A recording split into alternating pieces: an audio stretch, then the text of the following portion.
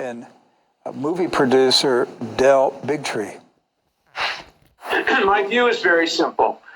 You cannot be compelled to take a vaccine that's designed just to help you. If we develop a vaccine to prevent cancer or a heart attack, you have a choice. You have a right to die, you have a right to live, you have a right to take the vaccine or not.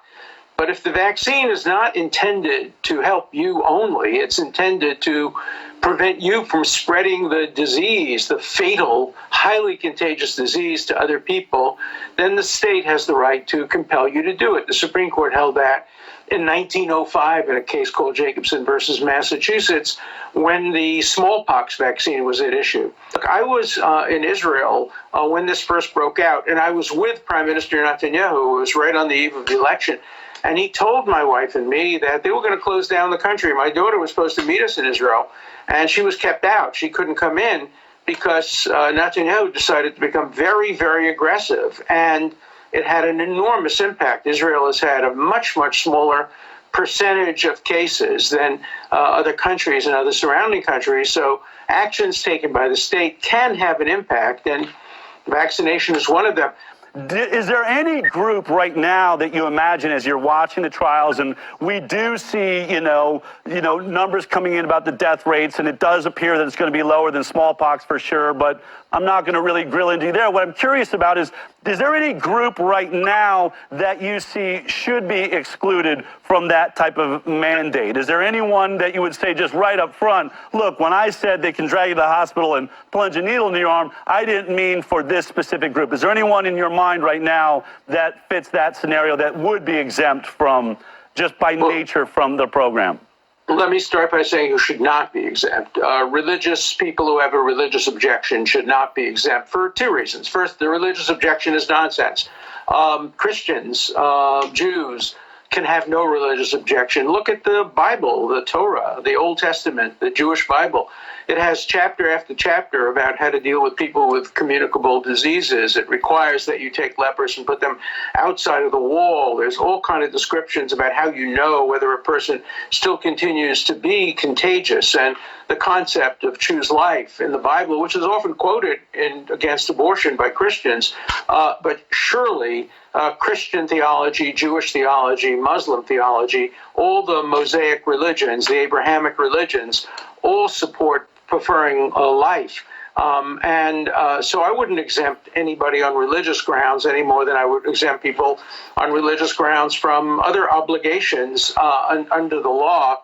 I would exempt people who have a medical problem, which would be exacerbated by taking the vaccine. Well, there's a terrible case. I would never cite it as a precedent, a Justice Holmes' opinion, where he allowed, in a case called Buck versus Bell, for a woman to be sterilized against her will based on mental incompetence. And that was a case that was actually focused on by the Nuremberg principles. But the Nuremberg principles, I've read them carefully, don't apply, were never intended to apply to mandatory vaccination. So, and I do think it's a little bit insulting to the victims of Nazism and the Holocaust to, in any way, and you're not suggesting this, but some have in some of my emails, compare getting a vaccination to being put in a gas chamber or having experimentation done on you against your will, for your children, for no one's good.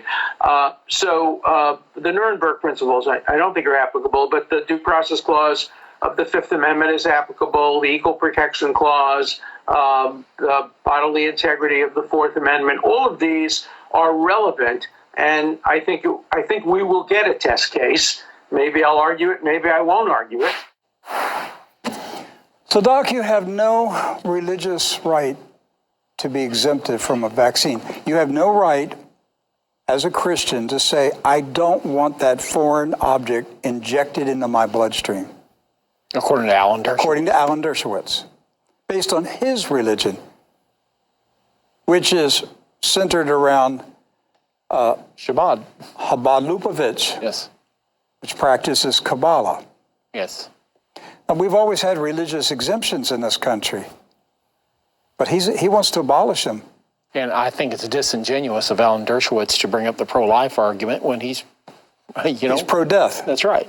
So And so that's very disingenuous of him in that aspect of things, because he doesn't believe in that.